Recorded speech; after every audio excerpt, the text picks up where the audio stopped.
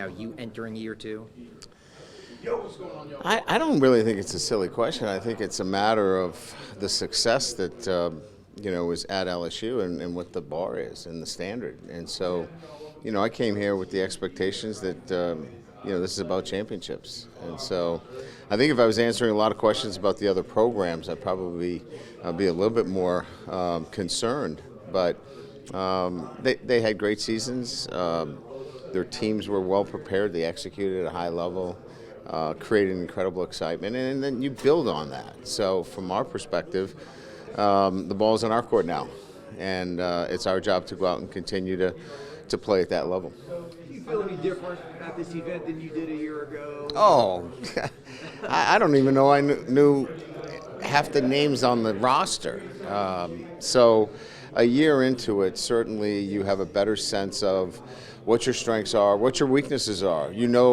For me, it was my first time in the SEC too, Jacques. So I think all of those things make you better prepared. Doesn't assure you anything other than your preparation and the way you go about doing the things on a day-to-day basis, with a little bit more confidence and insight as to what to expect. Do you feel like your team can contend this year, that they're ready to take that next step this year? Do you feel like there's still a little bit of growing and process to be done before that happens?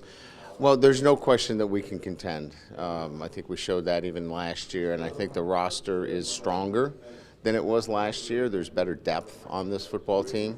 We're going to still have to win games on the road, play well at home, do the things that you have to do, but I think there's a confidence in the group. I think they're understanding how to prepare to be champions in this league. It's tough. It's obviously very difficult to do that, but I think that they understand now what's in front of them and the challenges. And look, they're not going to sneak up on anybody, so that makes the second year a lot more difficult. You had J&J.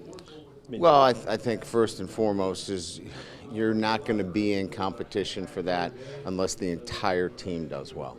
This is, I know, an individual award, but the individual that usually hosts that trophy has got one of the best, if not the best, team and offense in the country. So understand that he's got to rely on the entire football team to excel. So what does that mean? That means use your leadership skills.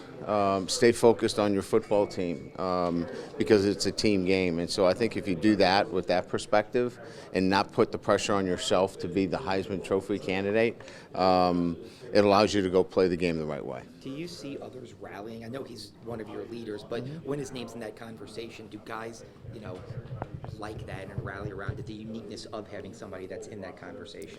Yeah, I think all players, relish the opportunity to be around, great players, and they understand that when you get that kind of notoriety, there's a lot of attention that they can gain as well. So, it's the old adage that they realize that this is a team sport, but the individuals want to excel as well. When you have a Heisman Trophy candidate, there's a lot of exposure for everybody, and I think they relish that. Did that loss against Florida State to start the year, did that change the mentality, the maturity of this football team, and did that help them prepare for having the same thing basically in their sights this year?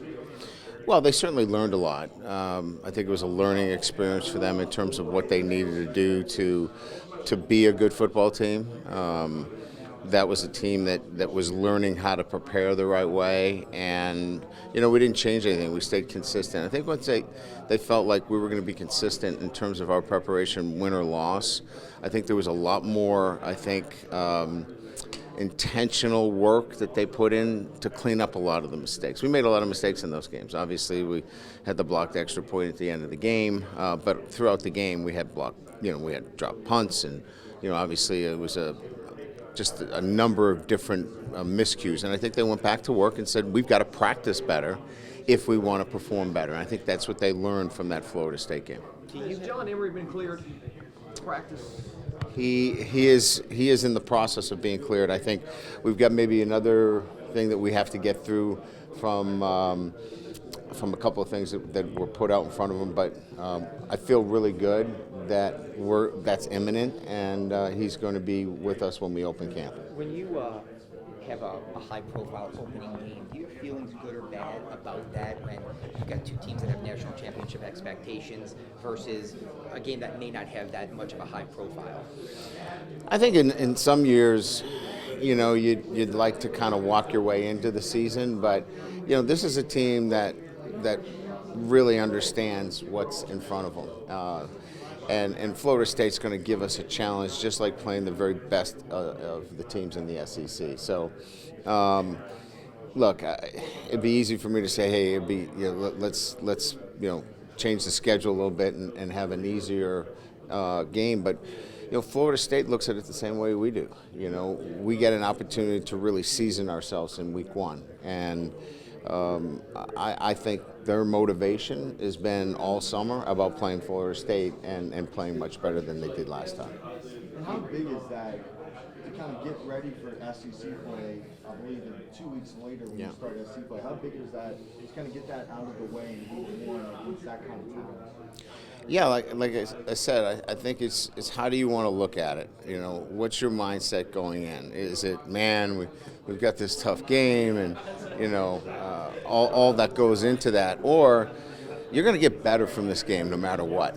And our players certainly recognize the importance of it in winning the game, but they also know that they're going to be challenged, and they're going to be a better football team moving into SEC play.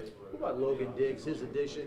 Yeah. And how many running backs can you play? You have a lot, which I guess is a good thing, right? Yeah, I think we've got a staple of backs. Josh is here today. He was instrumental in our success last year.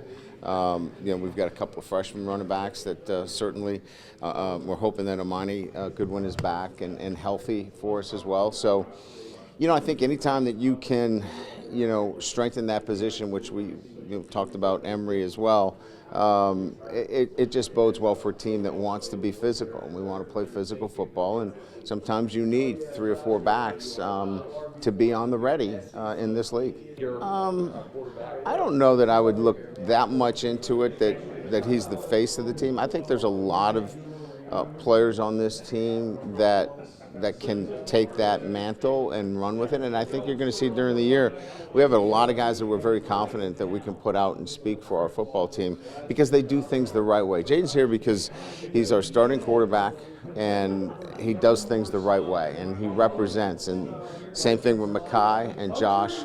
They're true representatives of how we do things on a day-to-day basis.